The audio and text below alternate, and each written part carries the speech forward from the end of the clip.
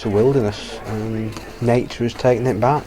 It's just a closed chapter. The memories, I mean, it's what sculpted you, isn't it? We are what we are because of this place.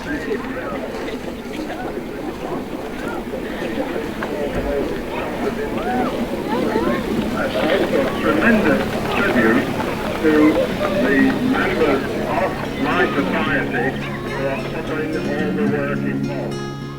No more the tourist centre, no more the volunteers.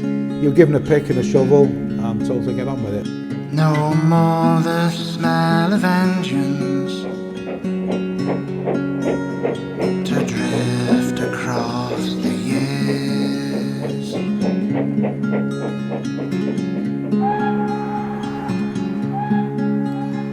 No more the sound of whistles to echo across the vale, or the sound of wheels screeching. Now they've taken up the rail.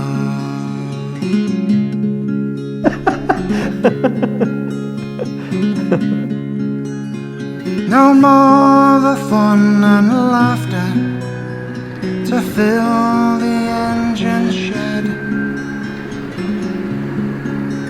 Just the air of desolation and the ghosts of the dead. There were quite a few people who'd spent so much time at Dinting and enjoyed themselves so much working at Dinting that when they died, they asked for their ashes to be scattered on the site. And I can remember being on the footplate as a fireman, and family coming up and asking me to put the father's ashes onto the pyre and basically blow the ashes all across the site. So there are quite a few ghosts still walking around Dinting. There were very few places where at that time, 1968, 69, 70, where you could go to see steam locomotives. And there was no main line running, so a place like Dinting was ideal. We had some very successful years, thousands of visitors. Every year we did better than the previous year, both for income and for visitors, and we were able to pay off our debts.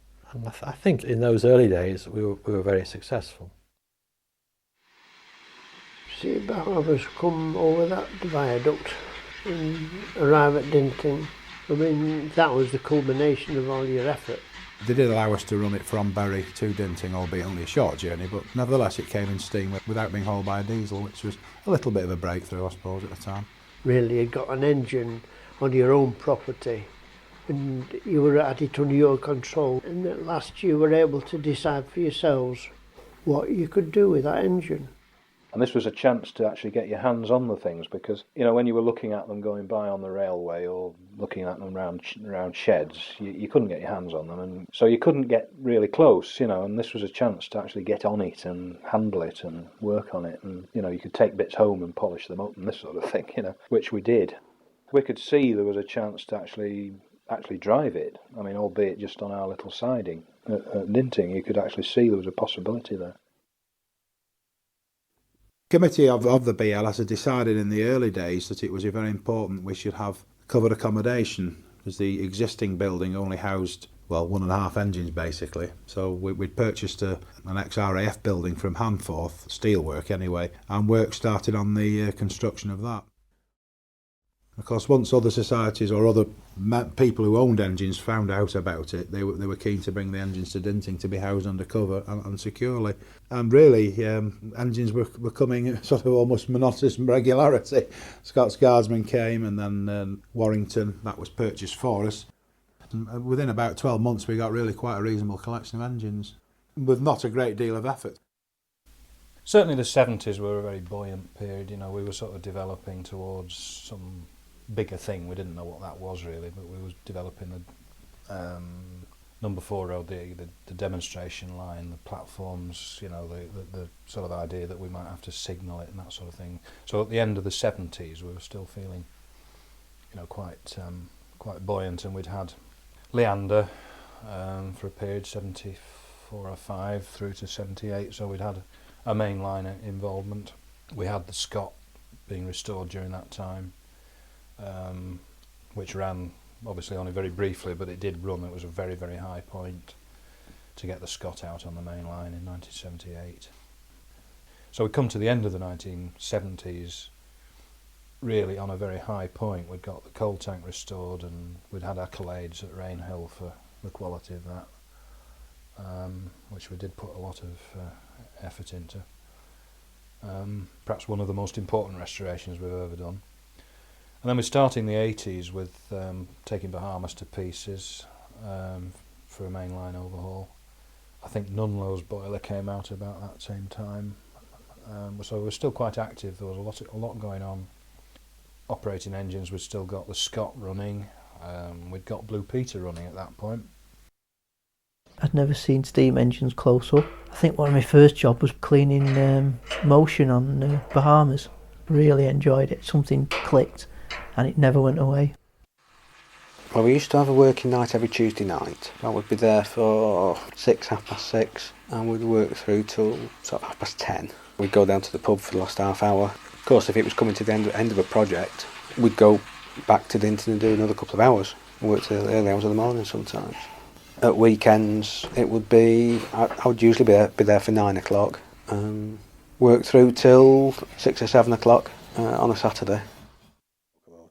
The members forged that. The guys that now are perhaps not members anymore, those of them that have gone, everybody was doing the bit. It was a little bit of a wartime Battle of Britain enthusiasm.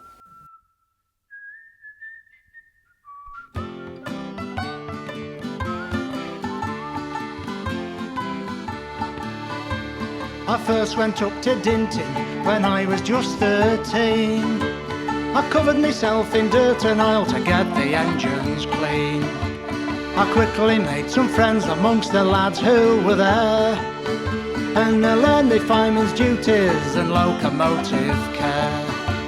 For I'm a Dinting engineman and proud of all we do, and what I've learned from older hands I gladly teach to you.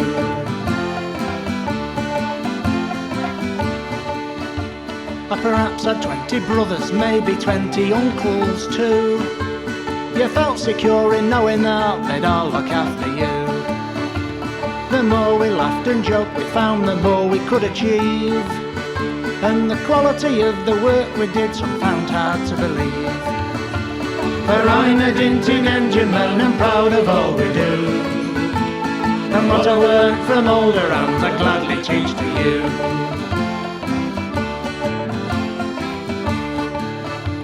Well, Dinting men go everywhere was something I was told, so I went with all the lads to Crewe, Hereford and Bold. And there were lots of other places where the engines would appear, and when we cleaned and serviced them we tried the local beer. For I'm a Dinting engineman and proud of all we do, and what I've learned from older hands I gladly teach to you.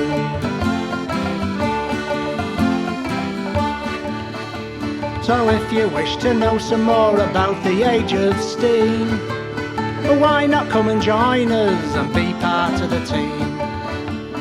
Get into your overalls and fill your can with tea, and let's climb aboard the engine, it's the only place to be. For I'm a Dinting engineman and proud of all we do, and what I've learned from older hands I gladly teach to you. Yes, I'm a Dinting engineman and proud of all we do, and what I've learned from older hands I gladly teach to you.